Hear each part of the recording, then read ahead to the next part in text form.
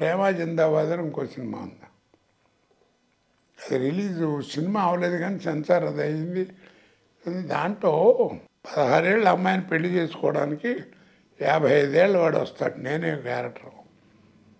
అంటే పాపం ఆర్థికంగా ఇబ్బందిగా ఉందని. ఆ తండ్రి ఏమో ఆఫీస్కి వెళ్తాడు. ఈ టైంగా చూసినా ఆయన మామగారు గబగబా ఈ మ్యాచ్ తీసుకొచ్చి చూపిస్తుంటాడు. ఆ చివరిలో ఈయన తండ్రి వస్తాడు. ఆ మధ్యవర్తి ఉంటాడు కదా ఆయన, రండి మీ టైంకి వచ్చారు, మీరు కూడా అంటే తమ్ముళ్ళు చేసుకుందాం అని చెప్పంటే ఆయన చూసి ఒక రైటర్ అయితే నీ వయసు ఏంటి, నువ్వేంటి అమ్మాయిని చూడటానికి వచ్చావు, అది ఇది అని ఓ పేజీ డైలాగులు రాస్తాడు. ఆయన 2 ముక్కలు రాస్తాడు, 2-3 సెంటెన్సులు అంతే. రావయ్య నువ్వు అన్నావంటే అయిపోతుందంటే, గృహస్థుగా మా మామగారు మీకు చేయాల్సినటువంటి మర్యాదలు చేశారండి ధర్మాన్ని పాడి. ఆ పిల్ల తండ్రిగా 2 ముక్కలు మీతో చెప్పుకోవాలంటాడు. ఎంత గొప్ప రైతునండి అంటాడు. అప్పటి కాల పరిస్థితులు ఎలా ఉన్నాయి, ఈ దేశంలో మధ్యతరగతి మానవుడు చేసే పాపం ఏదన్నా ఉంటే ఒక ఆడపిల్లని కంటాం. ఆ రోజున పరిస్థితులకి ఆ పాపం చేసింది నేను, ఆ శిక్ష నాకు వేయండి, నా బిడ్డకి అయ్యిందంటే 2 సెంటెన్స్ అంతే. 2 సెంటెన్సులు, 2 ముక్కలు నేను చెప్పుకుంటానని చెప్పేసి ఈ ప్రపంచంలో పాపం అంటూ ఏదైనా ఉందంటే అది మధ్యతరగతి అమ్మాయికి తండ్రిగా పుట్టడము, ఆ పాపం చేసింది నేను, ఆ అమ్మాయికి సంబంధం లేదు అని చెప్పటము. శిక్ష ఏదో నాకు వేయండి, ఆ శిక్ష అయితే నాకు వేయండి, నా బిడ్డకు వద్దు. అనుకోక నువ్వు 10,000 కట్నం ఎదురిచ్చి చేసుకుంటానన్నాడు. అంటే ఆయన అంటాడే వద్దండి, 4 ఏళ్లలో పాడె మీద పడుకోబెట్టాల్సిన అల్లుడి కోసం 4 రోజుల్లో నా కూతుర్ని పల్లకీలో కూర్చోబెట్టలేను, వెళ్ళండి అంటాడు. అది ఇంకా పైకి లేచింది. ఇంకా అంటే సీనికి డైలాగ్కి దీంతోనే క్లాప్స్ పడి మనం ఎక్కడికో వెళ్ళిపోతాం. మళ్ళీ పైకి లేచి 4 రోజుల్లో పాడి మీదకి వెళ్ళేవాడి కోసం నేను పల్లకీలో ఊరేగించక్కర్లేదు అని మళ్ళీ పైకి లేచింది. అంటే అలా ఇందాక అన్నారు కదా, జంధ్యాల గొప్పతనం ఏంటంటే ఆయనలోని అమ్మతనం అన్నారు.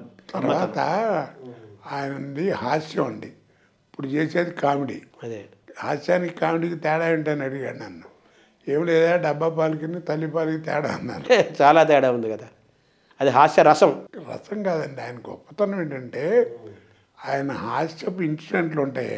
ఏ టైంలోనైనా ఎవరైనా ఎన్నేళ్ల వాళ్ళైనా ఎవరితో అయినా ఎక్కడైనా చెప్పుకోవచ్చు. అది సర్వకాలాలకి ఉపయోగపడుతుంది, సర్వత్రా సర్వకాలాల సిగ్గుపడక్కర్లా. అదే అంత బాగుంటాయి. అంటే మీరు చెప్పినట్టుగా ఏంటంటే ఆ శబ్ద సౌశీల్యం అంటారు కదా, అది పాటిస్తారు ఆయన. మడిగట్టుకొని రాస్తారని చెప్పాలి, ఒక రకంగా చెప్పాలంటే పిచ్చి మాటలు రాయకుండా. అన్నారు కదా, కామెడీ వేరు హాస్యం వేరు అన్నారు. జంధ్యాలది పూర్తి హాస్యం, పిచ్చి కామెడీ కాదు, అంతే కదా సార్. తర్వాత మామూలుగా మీరు సెట్లో ఉన్నా కానీ మామూలుగా సంభాషణలో కూడా మీరు చాలా చలోక్తులు వదులుతారు, కొత్త పదాలు మాటలు పుట్టిస్తుంటారు, చాలా యాక్టివ్గా ఉంటారు. దాంతోపాటు జీవిత సత్యాలని కూడా చాలా పెప్పర్మెంట్ లాగా మన హోమియో బిళ్ళల్లాగా పంచుతుంటారు కదా. ఇవన్నీ సినిమా వాళ్ళు మిమ్మల్ని ఉపయోగించుకున్నారా వీటిని ఎవరైనా? ఎవరు నాకు అదేం తెలీదు, నేను సరదా మాడతాను, అందరికీ ఎంటర్టైనింగ్గా ఉంటుంది అంతే. అవునండి, సీన్ ఇంప్రవైజ్ చేయడంలో కానీ ఉన్న మాట డైరెక్ట్గా మాడతాను. ఏదైనా ఎవరికైనా కొంచెం ఏమైనా అంత మాట అన్నాడు ఏంటని ఎవడన్నా అన్నా కోటాటనేది ఏం కదా, మనసులో ఏముండదు, ఉన్నదేదో డైరెక్ట్గా మాడతారని సరదాగా తీసుకుంటారండి.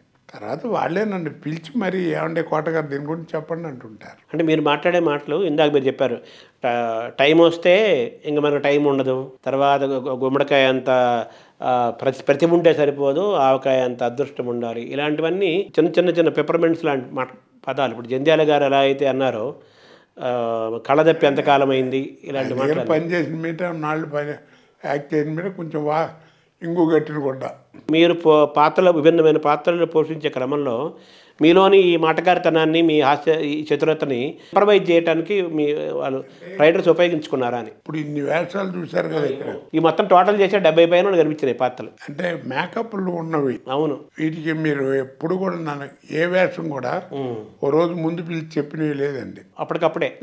ఆ రోజు వెళ్తే కోటగారు ఒక అరగంట మాట్లాడుకో పక్క తీసుకెళ్ళేవాడు, ఇదన్నీ నేను ఎట్లా అనుకున్నాను వేషం, ఇగో ఈ మేనరిజం పెట్టాం, ఇది పెట్టాం, మీకు ఏదన్నా ఉంటే మీరు కూడా చెప్పండి, బాగుంటుంది కూడా పెడదాం అంటే ఆయన చెప్పడం, మనం అంటాం, ఏదైనా ఉంటే కొత్త యాడ్ చేయటం, అంతే తప్ప లేదండి. తర్వాత మిమ్మల్ని నన్ను అడిగేవారు 3-4 సినిమాలకు అడిగారు. అవేంటంటే అప్పుడు విగ్గులు ఎక్కువ. కానీ న్యాచురల్గా జంజాల గారి సినిమాలు వాటికి న్యాచురల్ ఉండాలి. ఆ బట్టతలు అది చేయడానికి దానికి సినిమాల కంటిన్యూటీ అవి చూసుకున్నారు. అంటే జంధ్యాల గారు మిమ్మల్ని మీలోని ప్రతిభని సద్వినియోగం చేసుకున్న దర్శకుల్లో జంధ్యాల గారు ప్రథమ స్థానంలో ఉంటారు. తర్వాత ఈవి సత్యనారాయణ అంటే పెద్ద పెద్ద డైరెక్టర్లు చాలా పెద్ద పెద్ద వేషాలు మంచి మంచి వేయించారు. కానీ ఈవి సత్యనారాయణ నన్ను పిండేశాడు. అతను 55 సినిమాలు ఎంతో డైరెక్ట్ చేశాడు. 3-4 లేను. అవి కూడా డేట్లు కుదరక అన్ని సినిమాలు.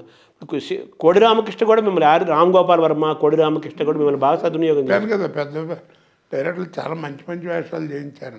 అదే శత్రు చాలా ఉంటాయి. గణేష్, గాయం, అవన్నీ. శత్రువులు ఆ థ్యాంక్స్ అంటము, ఆ మేనరిజము, తర్వాత ఆ డిక్షను, అసలు అప్పుడు పేలిపోయింది ఆడిటోరియం. అంటే ఆ వేషం కోడి రామకృష్ణ గారు చేసి చూపిస్తుంటే కడుపు చెక్కలైపోయేదండి నాకు. అబ్బా, మనం ఎట్ట చేయగలం ఇది అనుకున్నామండి. ఎందుకంటే ఆయన పొట్టిగా గమ్మత్తుగా ఉంటాడు. ఆయన చేస్తున్న నవ్వు వచ్చేది. నా పర్సనాలిటీకి అట్లా చేయాలని చేయలేను. అదే కరెక్ట్. అలాగే రామ్ గోపాల్ వర్మ కూడా మిమ్మల్ని భిన్నంగా చూపించే ప్రయత్నం చేశారు ఆయన కూడా. అలాగే మీతో మొట్టమొదటిసారి తర్వాత మీరు పాట పాడారు. తర్వాత ఈ మధ్య అంతకుముందు మీ పైన ఒక పాట పెట్టారు కదా, మన భద్రం బీ కేర్ఫుల్ వెదర్ పెళ్లి గురించి. అది ఆ సందర్భం ఒకసారి తలుచుకుందాం సార్. శ్రీబాడి చక్రవర్తి కొడుకు. అదే అయితే యాక్చువల్గా అది ముందు పరేష్ రావు మీద అనుకున్నారా ఆ పాటని? సినిమా తీశారు కూడానండి. తర్వాత ఎందుకు ఆయన నాకు తర్వాత తెలిసింది, చేస్తున్నప్పుడు తెలియదు. ఏదో నచ్చలేదు మొత్తాన్ని అది మళ్ళీ నా మీద తీశారు.